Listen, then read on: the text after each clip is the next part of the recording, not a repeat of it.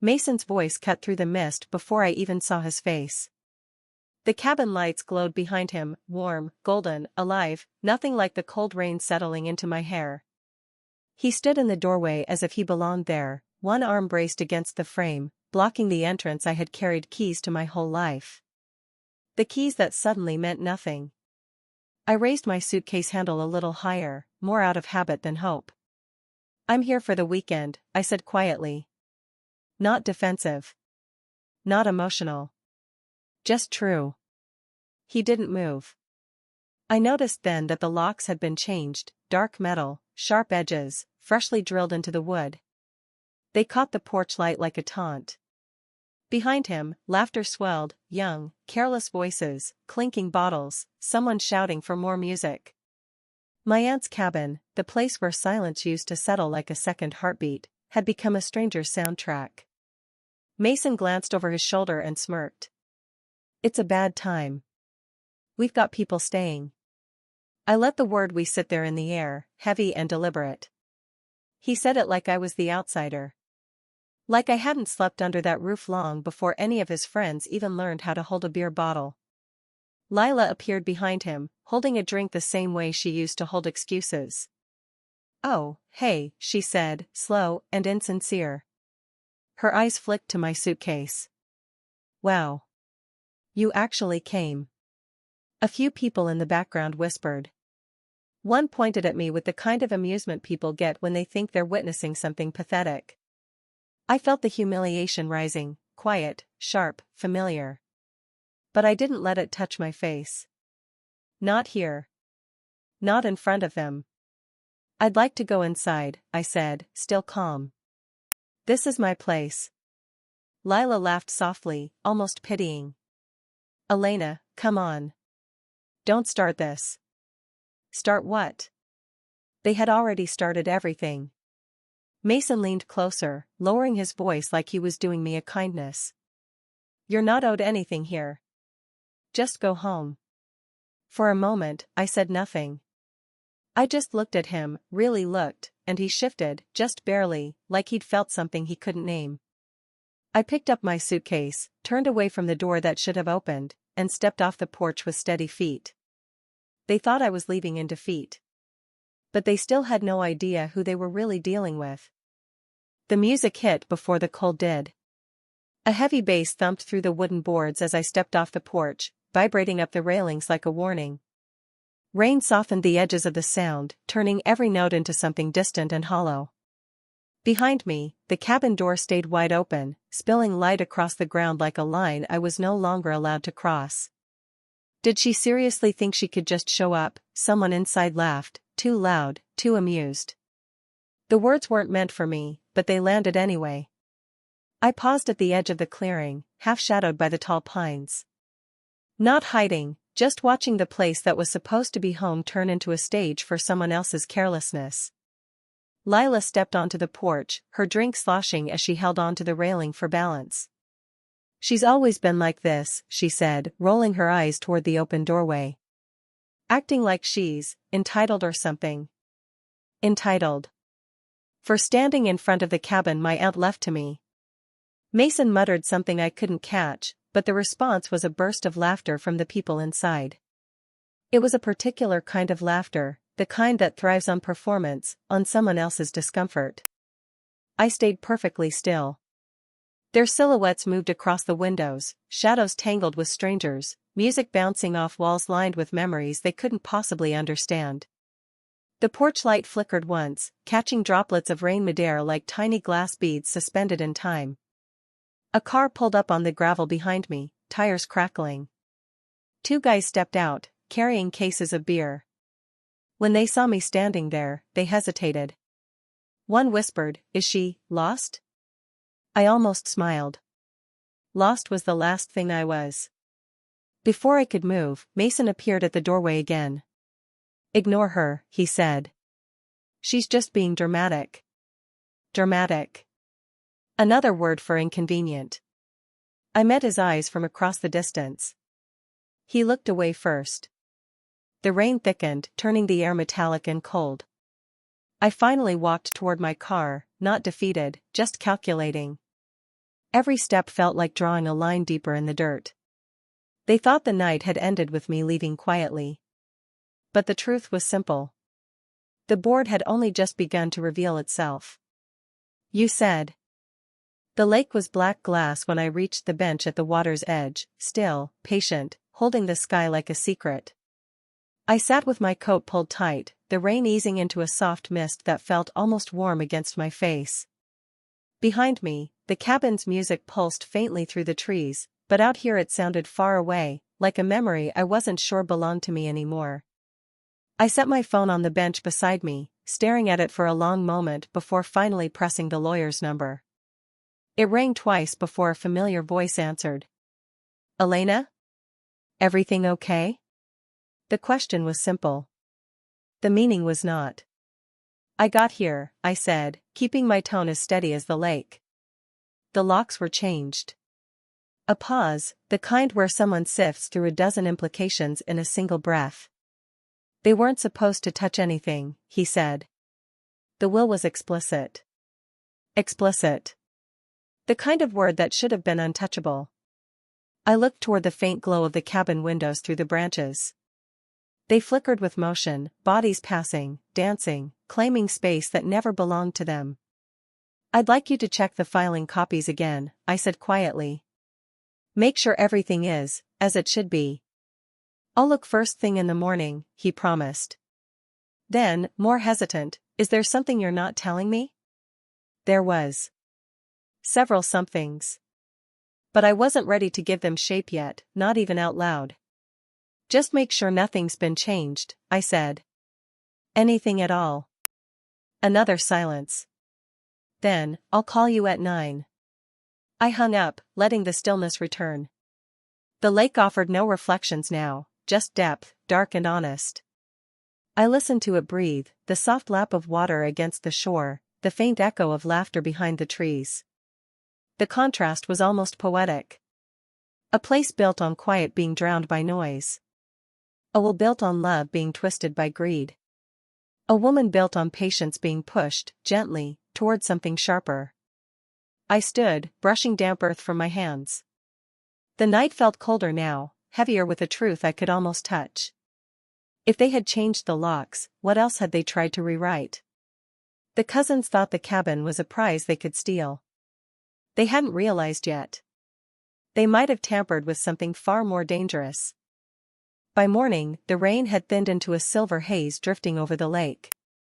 The cabin still hummed with remnants of the night before, music turned low now, voices muted, the kind of sluggish movement that follows too much confidence and too little sleep.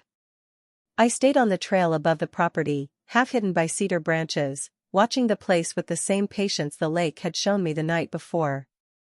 It didn't take long for the first clue to appear. A dark sedan crept up the gravel drive, slow, careful, unfamiliar. Not a friend's car. Not a neighbor's. 2 men stepped out, dressed in stiff jackets that didn't match the casual chaos of the party leftovers scattered across the porch. One checked a clipboard. The other checked the address. They weren't here for a good time. When Mason stumbled outside, squinting against the daylight, the men straightened subtly. He froze the moment he saw them, just for a breath, just long enough to betray something he didn't intend to. Dead has a very specific way of tightening a person's face. Their conversation was too quiet for me to hear, but their posture said enough, tense shoulders, clipped gestures, Mason's hands moving too fast, too defensive. The men didn't budge. At one point, one of them tapped the clipboard with a single finger, slow, deliberate, like punctuating a fact Mason didn't want to face. Lila joined him a moment later, still wearing last night's eyeliner. She tried smiling.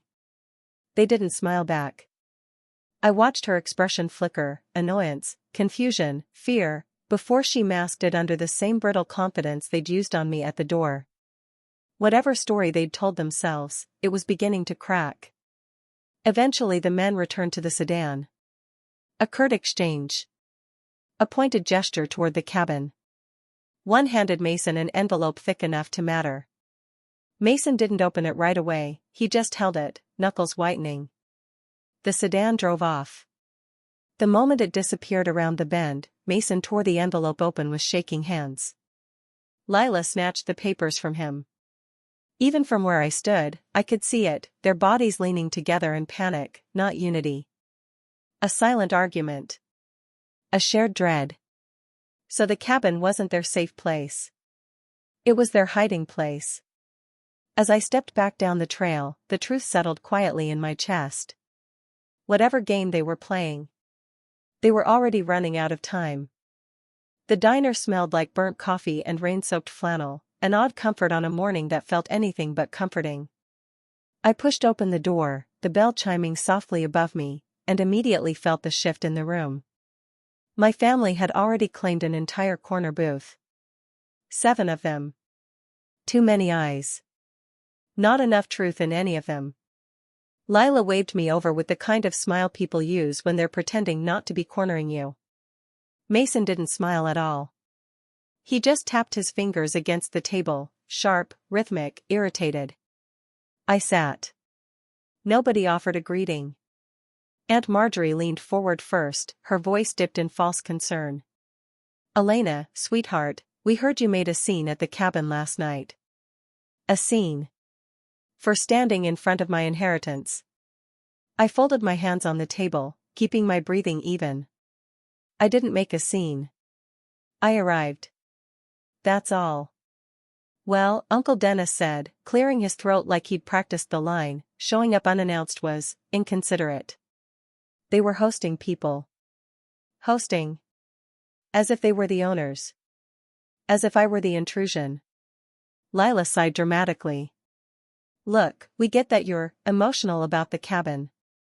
But accusing us of locking you out was unnecessary. I met her eyes. Did you change the locks? A ripple of discomfort passed through the booth. Mason shoved a spoon around his coffee cup.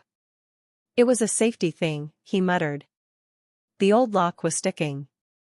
Funny, I said softly. The locksmith's receipt in the trash didn't mention anything about a repair. His jaw tightened. Lila whispered something sharp under her breath. Uncle Dennis slapped a hand on the table. This is exactly what we mean, Elena. You're being greedy. That cabin belonged to the family, not just you. The word greedy landed like an accusation carved decades deep. And for the first time since arriving in town, something inside me cooled into certainty, not anger, not sadness, something far more precise. I reached into my coat pocket and pressed the button on the small recorder I'd turned on beneath the table. Mason's voice from last night, careless, smug, unguarded, played back clearly. Once we sell the place, all of this goes away. The booth went silent. I slid the recorder back into my pocket. They stared at me like they'd just realized the game wasn't the one they thought they were playing. And the best part was, they still had no idea what I had uncovered next. You said, Part 6.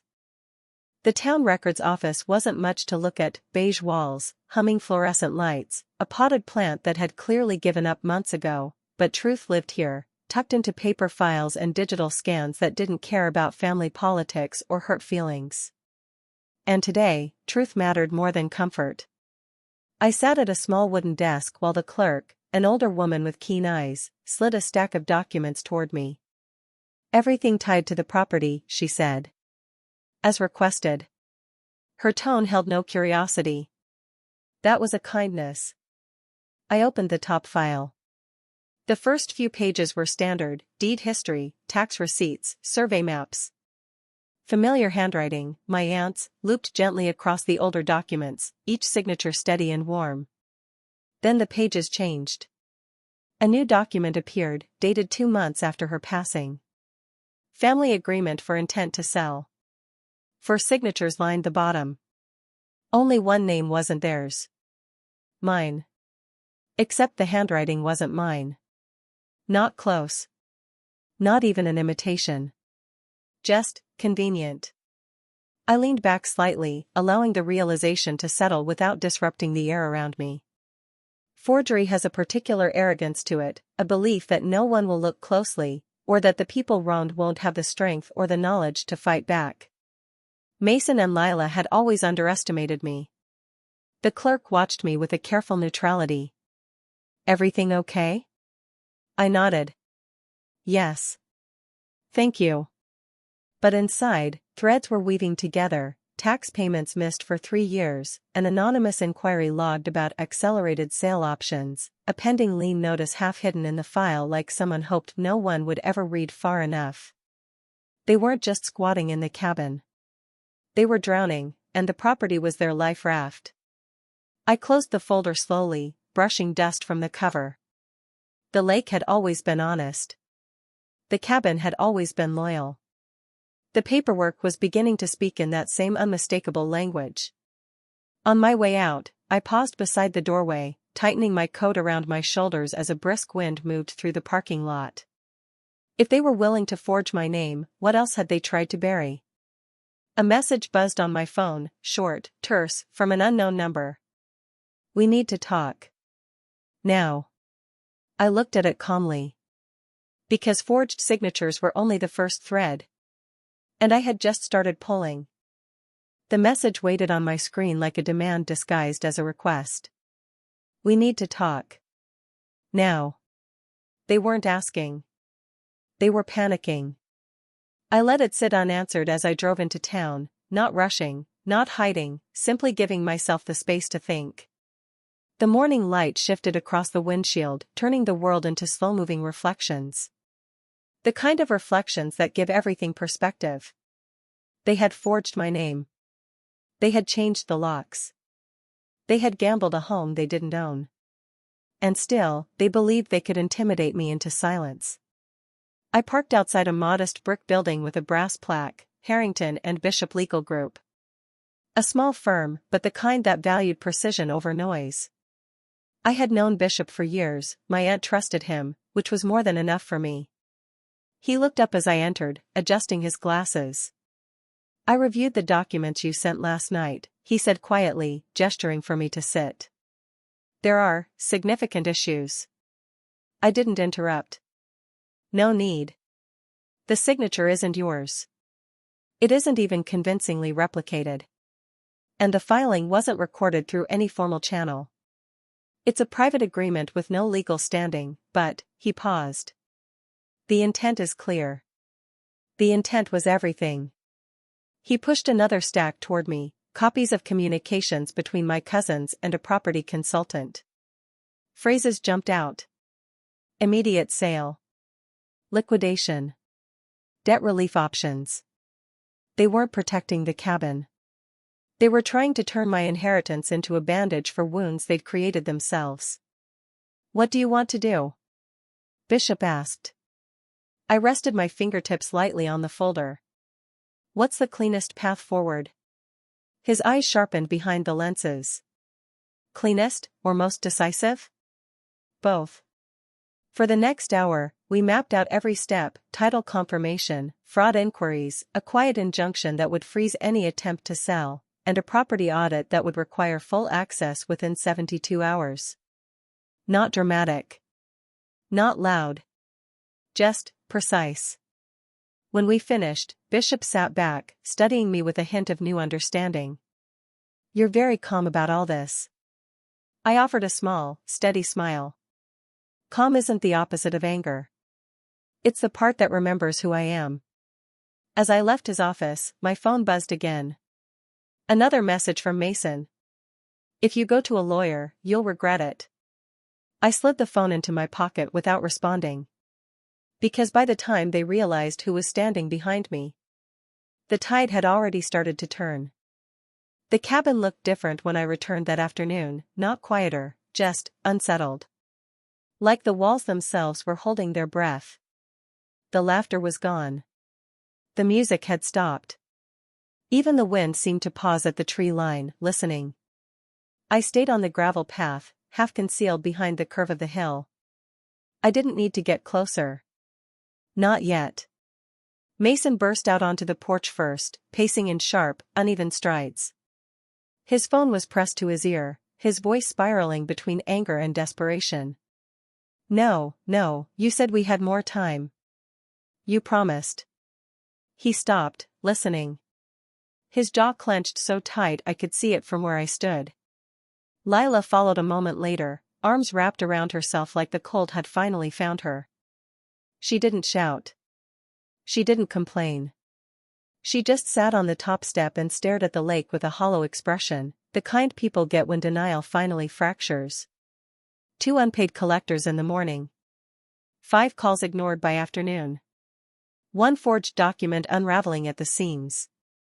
Their lie wasn't collapsing. It was bleeding.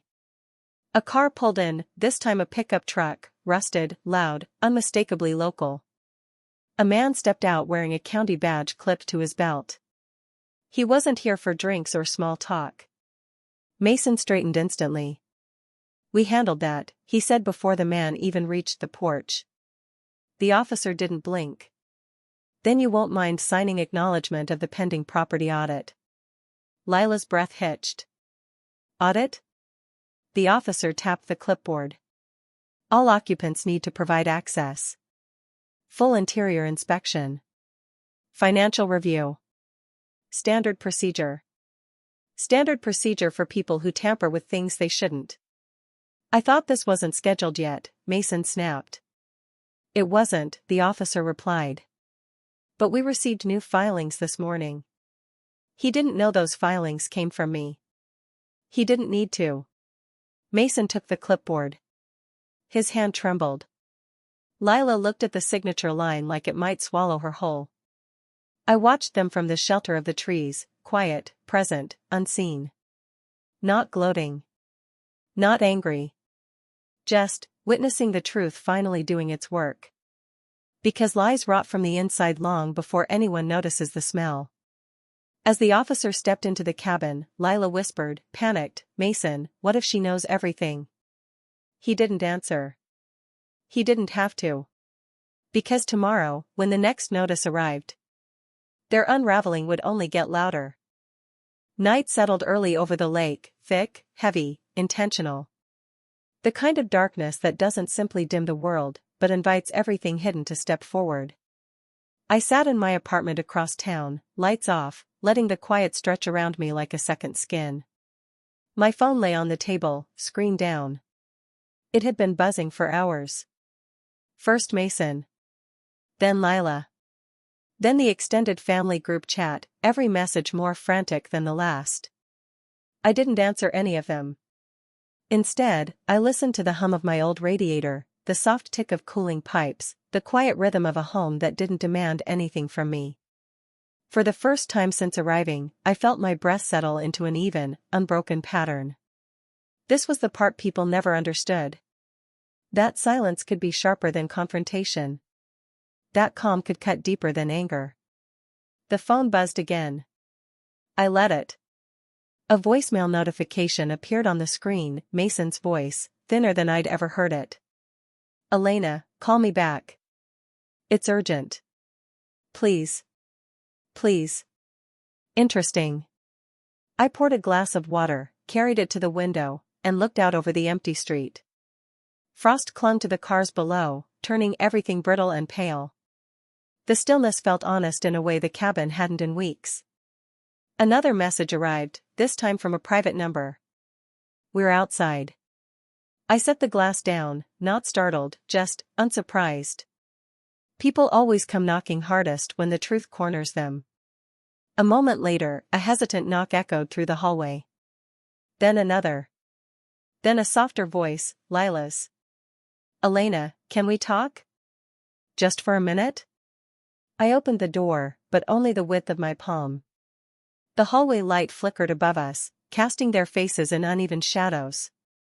They looked smaller in the narrow space, deflated, frayed at the edges, suddenly aware of the consequences they'd tried to outrun.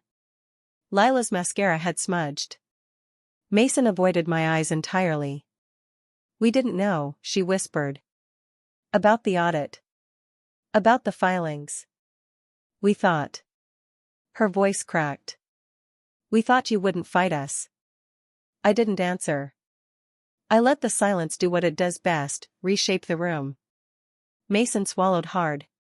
Can we come in?" For a long, deliberate moment, I studied them, 2 people who had taken everything from the cabin except responsibility. Then I stepped back just enough to let the hallway air shift. They mistook the motion for mercy. But they didn't yet understand. The conversation waiting for them inside would change everything. They stepped inside like people entering a courtroom they weren't prepared for, slow, hesitant, trying to appear composed but cracking at the edges. My apartment was dim, lit only by a single lamp near the window. The shadows carried more authority than I did, and that seemed to unsettle them even more. Lila hovered near the doorway, fingers twisting the sleeve of her sweater. Mason stood rigid, jaw locked, like bracing himself for a blow that wasn't coming. I didn't offer them seats. I didn't need to. Say what you came to say, I said softly. Mason exhaled shakily. Look, we messed up. A pause. He forced the next words out like swallowing stones. We shouldn't have changed the locks. Lila nodded quickly. And the paperwork. She couldn't finish the sentence. The word forgery clogged her throat. I stayed quiet. Silence, again, did the shaping for me. We didn't mean to shut you out, Mason said. We just. He stopped, searching for a noble reason where none existed. We needed time. That's all. Time for what? I asked. The question hit harder than raising my voice could have. He blinked. Twice. Lila sank onto the edge of the armchair, knees touching, guilt pooling around her like spilled ink. We're in trouble, Elena. Real trouble. Debt, collectors, legal stuff. It got out of control. The cabin was the only thing we had left to fix it. And you assumed, I said, that I'd be easy to push aside. Lila's face crumpled. Mason's hardened. You don't get it, he snapped quietly. We were desperate. Desperation is honest. But honesty doesn't erase intention. I stepped closer, not threatening, just present, forcing him to meet my eyes. Desperation explains actions. It doesn't excuse them. And it doesn't entitle you to what isn't yours. He looked away first. The room remained still except for the soft ticking of the lamps cord against the wall. They were waiting, hoping, maybe, that I would offer forgiveness, compromise, or some gentle path out of the consequences looming over them. But this wasn't the moment for mercy. This was the moment for truth. You'll have full cooperation in the audit, I said quietly.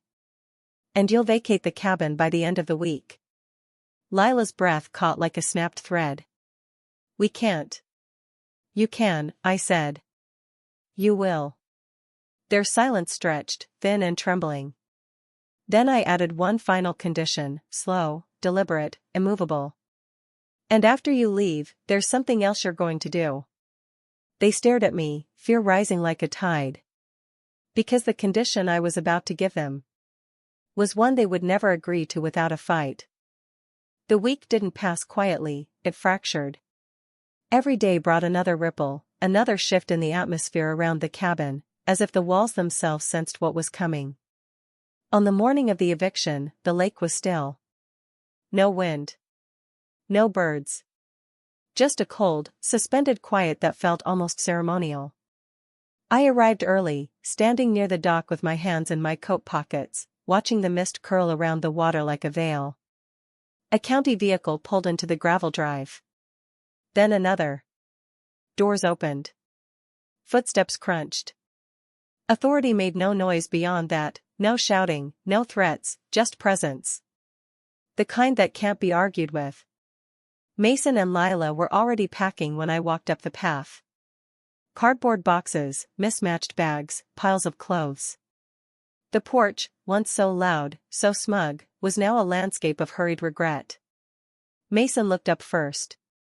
His expression was a battlefield of anger, embarrassment, and something that resembled grief but came too late to matter. You didn't have to do this, he muttered. I did, I replied, my tone level. And you know why? He didn't argue. Not today. The officer overseeing the eviction approached him with a clipboard. Final walkthrough. Then keys. The word keys struck something deep in him. He swallowed hard and nodded. Inside, the cabin was a mess, bottles, stains, dented walls where furniture had scraped. But beneath the chaos, the bones remained familiar.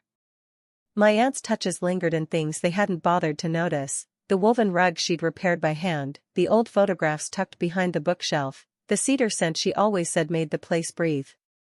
Lila paused in front of me on her way out, holding a box to her chest. Her voice trembled. "We didn't mean for it to get this far." I studied her, not with cruelty, but with clarity.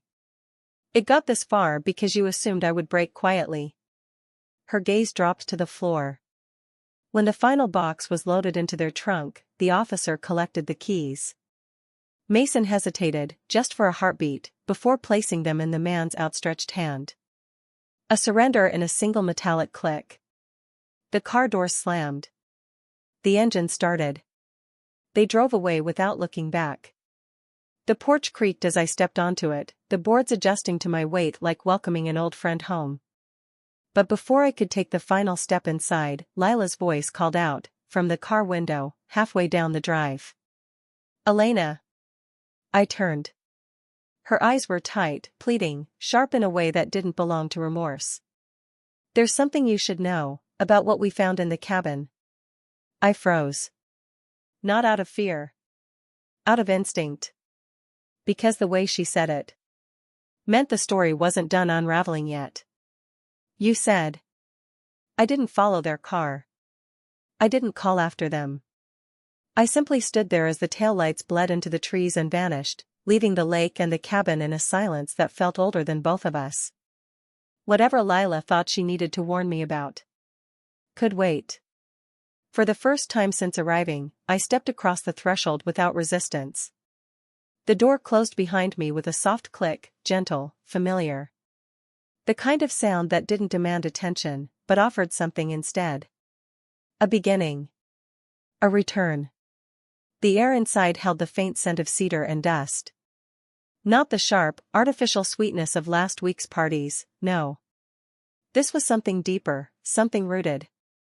As if the cabin had been waiting under all the noise for this exact moment to breathe again. My footsteps echoed lightly across the wood floors. The living room was dim, sunlight filtering through smudged windows. The mess was obvious: empty bottles, crumpled napkins, a toppled lamp, but none of it touched the foundation of the place. The bones were still mine.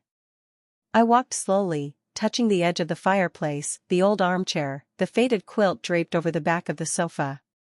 Each one felt like brushing dust off an old memory. Then I saw it. A small wooden box tucked beneath the windowsill, half hidden by a fallen curtain. The cousins had missed it, probably didn't even know it existed. My aunt had shown it to me once when I was 16, saying only, "This is for when you're older. When you'll understand." I hadn't thought about it in years. I knelt, lifted the box, and opened it. Inside lay a stack of letters bound with twine, each envelope written in my aunt's looping handwriting. There were also documents, carefully sealed, officially stamped, bearing the cabin's address and my name. But it was the top letter that made my breath catch. Elena. If you're reading this, something has already been set in motion. There are truths about this place, and about your cousins, that I never wanted you to face alone. My fingers tightened around the paper. She had known. Long before any of this. She had seen what was coming. A shadow shifted in the corner of the room, just the curtain stirring from a draft, but it raised the hairs along my arms all the same. Because if my aunt left warnings, then she must have left something else too. Something they hadn't found. And whatever it was, I was about to uncover it. You said. Morning light crept into the cabin in thin, gold threads, soft enough to feel gentle, strong enough to reveal everything. I sat at the kitchen table with my aunt's letters spread before me, each one a quiet pulse of truth. Her handwriting curved across the pages with the same calm strength she carried in life. She hadn't written out of fear. She had written out of foresight. Most of the letters were personal, stories, memories, reflections meant for me alone. But a few were different. Firmer.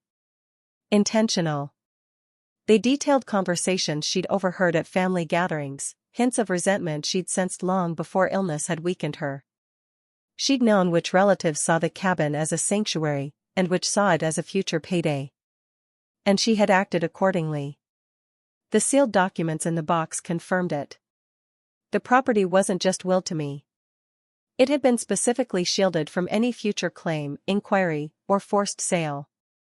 Legal protections my cousins never knew existed, protections designed to withstand exactly the kind of manipulation they attempted. My aunt hadn't underestimated them. She had anticipated them. I exhaled slowly, letting the realization settle like silt in clear water. Then I opened the last envelope. Inside was a note written in shakier pen strokes, her final months visible in the ink. If they ever try to take this place from you, don't fight with anger. Fight with clarity. The truth will do the rest. I closed my eyes for a moment, steadying myself against the weight and warmth of her words. This wasn't just a cabin. It was a promise. One she'd trusted me to keep. Outside, voices rose on the gravel path, two neighbors speaking in hushed tones, unaware I could hear them through the open window. Heard they're facing charges. Wasn't just the cabin. They owed a lot more than they said. Shame. But she handled it quietly. Smart girl. Their footsteps faded. I didn't feel triumphant. I felt anchored. As if the lake itself had settled inside my chest. I gathered the documents into a neat stack, preparing them for the next meeting with Bishop. Not out of spite, out of closure. Out of necessity. The cousin's downfall wasn't dramatic. It was administrative. Procedural. Inevitable. Truth rarely shouts. It dismantles. But as I slipped the last letter into my bag, the corner of something else caught my eye, a small envelope pressed flat beneath the lining of the box, almost invisible. My aunt's handwriting again. My name. And a line beneath it. Before you decide what comes next, you must know one more thing. My heart stilled. Because whatever was inside that final envelope would rewrite everything that remained. I held the last envelope as if it carried a temperature of its own, warm with intention, cold with truth. The edges were soft, worn, as though my aunt had handled it often before finally tucking it away for me. I opened it slowly. No rush. Some truths deserve a patient entrance. Inside was a single sheet of paper. No legal language this time, no signatures, no stamps. Just her handwriting, steady despite the tremor that had begun taking her strength in those final weeks. Elena. If you are reading this, then you have already been tested. I'm sorry for that. But I knew you would face them one day, not for the cabin, but for yourself. My breath caught. You've always been the quiet one. Not weak. Just unwilling to shout when others mistook volume for power. I want you to remember this. The cabin isn't your inheritance. Your composure is. I let the words settle in the warm silence of the room. She had known exactly what the family would try. And she had known exactly who I would become because of it. When I stepped outside, the lake stretched before me in a sheet of morning gold. The air was cool, but not cold. The trees reflected in the water as if bowing toward their own truth. Down the road, faint and shrinking with distance, I saw dust rising from a car driving away, my cousins leaving town in silence. No music. No swagger. Just the echo of choices catching up to them. The fallout had been predictable. Fraud investigation opened. Collector complaints revived. A freeze placed on assets they thought no one would examine. And through all of it, I said nothing. Not once. Silence did the work. I walked to the end of the dock, each step measured, steady. The lake greeted me, unbroken, honest. I sat there with the final letter folded in my hand, its message warm against my palm. My aunt had trusted me with more than a property. She had trusted me with a truth she hoped I'd one day understand. They had called me selfish. Entitled. Greedy. But standing there, with the water reflecting everything they had tried, and everything I had reclaimed, I finally understood the lesson she'd left behind. Some victories are loud. Mine didn't need to be. Sometimes silence is the loudest revenge.